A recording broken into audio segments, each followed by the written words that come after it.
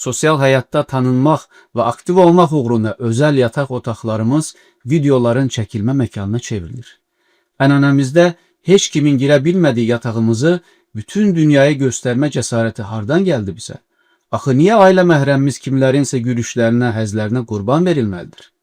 Xanımımıza, qızımıza kəm gözlərin baxmasına heç bir şəkildə qəbul etməyən və namus məsələsi kimi görən mədəniyyətin nümayəndələri ikən, ailəmizin demək olar ki, hər fərdinin rahatlıqla bütün dünyanın izləməsinə göz yuman şəxslərə çevrilmək bir faciədən başqa nə ola bilər?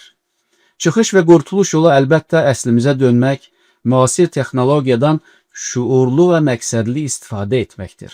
Hazreti Peyğəmbərin sallallahu aleyhi və səlləmin yuxarıda qeyd etdiyimiz hədisi hər birimizin qulağına sırğa olmalıdır. Ailə sirlərin mühafizə edildiyi qurumdur. Sir əmanətdir.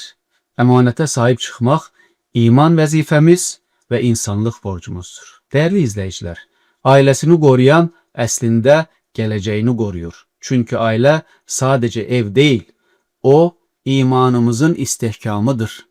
Ailəmizlə əlaqəli heç bir məlumat və görüntünü sosial aləmə yaymamalı, xüsusilə də ailə sirlərini ekranlara fəda etməməliyik.